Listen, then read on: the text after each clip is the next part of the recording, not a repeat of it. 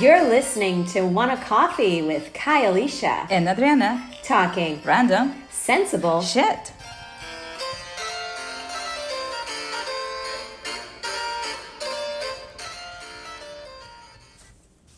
Like, wow. Yeah, it doesn't need an introduction, right? Like, It really doesn't, because the whole world is watching that show, or has watched the show, and is waiting on the next season, because it feels like it needs to be a seasonal show. I hear they're going to make a movie. Oh, my boyfriend said that they're going to make it. My boyfriend. Kirk, my husband, said that they're going to make a movie about it. I didn't read that, but yeah, he said that they're going to make a movie about it, and Nicolas Cage is going to play Joe Exotic. So I can kind of see that, but yeah. yeah, I will say that movie will be a hit. Yeah. You know, oh God, it was a train wreck, and you know, like it's 7 hours. First of all, it doesn't feel like 7 hours. It just feels like it's boom, boom, boom, so much information coming to you, and suddenly it's like, I cannot believe I spent the whole day watching this, which I didn't, but I did. Like, I kind of split it in 2 days. Mm-hmm. But yeah, I can see the movie happening and being a hit, like a really well done movie. Mm-hmm. But no, like it's too much for maybe 2 hours. Oh, I think what makes it so good and so addictive is it's because it's completely unrelatable, because it's somebody's real life. Yes. And so you're like, holy crap, that is someone's real existence, and those are real they're characters, but they're like real people. Yeah. You know, and so it's so far away from you that you're Thank addicted. God. Yeah. That you're just addicted to. It's like, I guess that's why I can't see it doing well as a movie, because the real life of it is so sensational. It's literally like, oh my God. You cannot add something to it. Like, seriously, you could... so many things. Yeah, you cannot add anything to it. No, it's like better than the movies. Yeah. Someone's real life is better than the movies. It was so entertaining. It was so unbelievable. It was so stimulus provoking. And that is someone's friggin' day to day. Yeah. He came out when Staff came, you know, got his arm bitten off. He came out with a, you know, with one of those emergency jackets on. Like, how do you have one of those emergency jackets? Why do you even think of putting it on when this, you know, person's gushing blood, or arm's broken off? But he puts it on. He's right in the action. And I love the quote about, like, I'll never financially recover from this. I think there's the phrase of the year. Of the year? Yes, like that's the phrase that everyone can relate to. I'll never financially recover from this. You know, it's like, who would even think? No one. Not in a million years could you write that. No. Write that story. Like, and you know, there is a time that, like, I mean, the characters of this story, like, you kind of forget there are tigers around them all the time. It's like you're so focused on the mess these people are that you're like, oh yeah, by the way, there is a tiger behind that person that can kill them. Yeah, kill them, but that's the least of your worries. Like, it's... I mean, moment after every episode had a moment. I don't know how long they filmed. I can't remember how long they filmed, but it was like they were constantly putting out fires. It was like bomb after bomb after bomb. I mean, the boyfriend shoots himself in the head on accident. He hires a campaign manager from Walmart who was the gun salesman. He worked in the gun department, and he's his campaign manager. He's running for governor. He's running for president. He's he's using expired meat to not only feed the tigers, but to feed the pizza. Oh god! And calling it the special of the day. And he's feeding people. Like, it's unbelievable. He gets 2 straight men to marry him. They're living together simultaneously. They had a wedding. They had a wedding. He's making pop music. The pop music sounds good. Oh, but they discovered that it wasn't him. Yeah, but either way, it's like he did that. He's a Renaissance man. Like, you know, like he's like, profound. Like, he's how do you have that capability? You know, like omnipresent and capable of doing whatever he just wanted. Like, whatever he thinks of. Yeah, like all of them are stupid ideas, but the guy, like, you have to give it to him. Like, he did it. Yeah, he followed through his ideas. Like, he really did. And then doesn't it make you think to yourself, like, what the hell am I doing? Yeah. Like, because here's this man. I mean, I'm sorry. The music, I don't care what anybody says, it sounds great. And even if it's not him singing he's auto-tuned or he got someone else as well to sing on it, he freaking put that together and it sounds good. That's true. That's true. I mean, okay, he has his skincare own line. Isn't it skincare or lotion? Oh, yes. Yeah. The condoms. Like, God. And the underwear, the lingerie. No. And then using the condoms for voting, as voting tool. I mean, how clever and awesome and ridiculous. Oh, I just love that. There's this scene that he's handling the condoms and he gives it to a girl, like a 10-year-old girl. And the mom is like trying to grab it from her. And they're like, yeah. And it was like, if you need protection, vote for me. There was like this kind of, slogan, but yeah, the guy is amazing. You got to be so charismatic. He must be. I mean, he's got a person working with him who's got no legs. I'm sorry, but it's like you're working in an exotic animal unit area, and you don't have any leg, or at least you are. Your limbs like in full capability. This is it. Like, imagine being attacked by the lion. He doesn't have full breath of act. You know what I'm saying? Mm-hmm. I'm not saying that someone can't do that, but I am saying, like, wow. Like, these personalities, like, where are they? How are they all here? Where are they coming from? Why does he attract them? Yeah, that's true. Like you see this type of person. I mean, like, if I come and say, hey, Alicia, this is my boss and I'm working for him, you will be like, you're fucking stupid. Like, get out of there. Yeah. And no, these people, they're attracted to that type of environment. And so, okay, some of them, they look like they are, they love to be in the middle of the drama. You can see like they were enjoying it. And the other ones, maybe they just didn't see that coming. They like, there are some situations in life that somehow you say, how am I here? Like, what happened? Absolutely. But, oh, God. And it's not just him, but Carol Baskin and the Doc Antler guy. Mm-hmm. Like, they all have their followers. They have their followers. And it is so bizarre.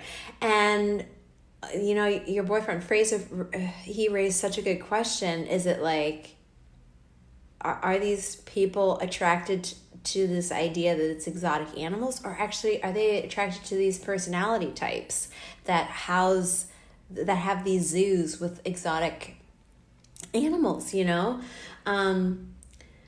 but it looks to me that both Carol Baskin and Doc and Joe Exotic are doing the same type of thing. They have tigers and they're making profit off of this.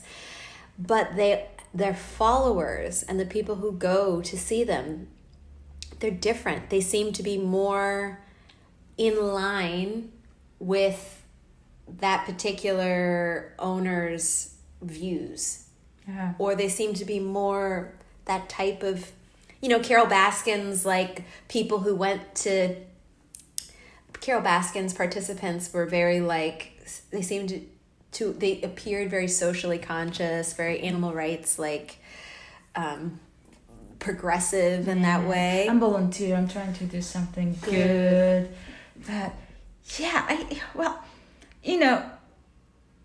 leaders, like this type of leaders, like when someone is that charismatic, they turn like that. Obviously, all of them, they have like a dark side of them. They're too perfect. They're too good to be true. And maybe these people, they're just thinking like, yeah, there's something good going on here, but they don't stop to think that, this person maybe is not what it seemed like. And it is the truth, I think. Like, everyone has a dark side. But they went blindly to follow them. Let's say. Yeah, or sometimes I wonder if they actually went blindly, or if they were like, well, nobody's perfect, and I like tigers, and I get to be around tigers and do that, and I'm here for the good things that person is giving. So those people are going in there with like an opportunistic point of view or something, as opposed to being like, oh, this person's good or bad. Because I thought it was very, very weird to me how Staff, he went back into work a week later. Oh, that woman, yeah, like he's the most work normal. ethic. Yeah, like it's unbelievable. Yeah, but it's like, is it work? Because he's like, I just didn't want to let that other side win. Then they would win this whole story of like Joe abusing the animals, and we do bad work, and it's and the animals aren't safe. The animals are safe, but they're just lions, they're just tigers and stuff. Yeah. But on the after special, they were asked like, why were you there? Like, who your loyalties lie to? Why did you keep going there? And everyone said, yeah, the tigers. It was about, they had love for them. And maybe, I will give the benefit of the doubt, maybe they felt that if no one will take care of them, who would? And maybe they knew already that this guy was really bad, and they will just like, oh, now I have to stay. There's got to be a benefit in staying outside of the tigers, because he was crazy.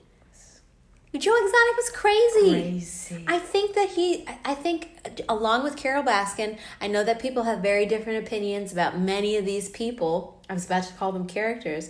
But along with Carol Baskin, I think Carol Baskin is extremely charismatic and extremely manipulative as well. Yes. I think that she's very much like Joe Exotic. And I think that the Doc Antler, what's his name? Doc Antler or Doc whatever, but the guy with the long white ponytail, I think he's also charismatic. I have my favorites in that show, and for me it's Joe Exotic, but I was rubbed the wrong way by Doc Antler. Like, I just did not like anything about that guy. I found him creepy, I found him calculated, I found him so strategic, but he was similar to Joe Exotic. And to me, also similar to Carol Baskin. Strategic, thoughtful, reasoned, putting it together, resourceful, all of those things. And it seemed like everybody seemed to click with someone. Yeah. I think the difference with Carol Baskin is that, there is this saying in Spanish that in a world of blind people, the one with that one eye is the king. So I will say that all these people, like, they were so eccentric, they were so out of control, they were so, like, they were tried to do so many things that it went out of their hands. So what this woman has, that she's not better than them, But at least she was a little bit smarter and considered, hey, I'll try to pretend that I am. everything that she was, and also that she tried to make her whole deal look more credible, maybe. Yeah, totally. Because it had a why. It had a mission behind what she was doing, like, preservation, and Yeah, because I think that's why the FBI and the police took her seriously, because she had some credibility. She had the community backing her up despite her husband disappearing. That's another thing. But yeah, whereas Joe Exotic, he was just this random crazy guy with a zoo in the middle of nowhere doing really random stuff. So I think she was less crazy, or she had a different type of craziness for that matter. Because I mean, at least, like, come on, how stupid can you be? Like, you hate someone but you don't post online shooting that person, killing that person, and say to everyone like, yeah, I want to kill that person. And you have like a rubber doll and it's like shooting the doll or a mannequin, like, yeah, don't do that. Exactly. But she did the same thing in a different way. Yeah, exactly. She tried to ruin him and bring him down behind closed doors. Yeah. She organized herself with the PETA organization to make sure that they collectively brought him down, hunted him down, make sure every rally, every place he went to, they wanted to get him. Mm-hmm. And it's like, it really just felt like you were working with a dog and a cat. And Carol Baskin was a cat and Joe Exotic was a dog. He just laid all this crap out there like a little, like, I'm not smart and I'm just going to make a fool out of myself. And she was like, no, I've got to be thoughtful about this, But she rubbed me the wrong way too. And she rubbed me how she rubbed me the wrong way was her body language. She made me so uncomfortable watching her on film, the way she spoke. Yes.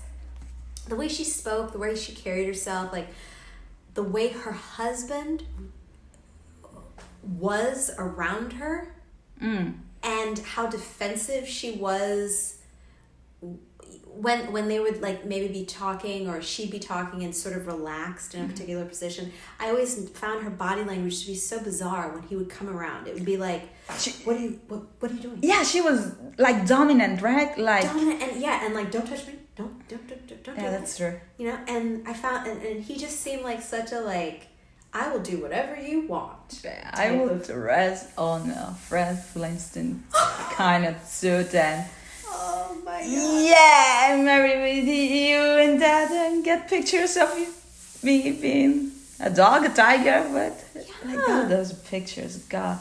And then, and then she's allergic.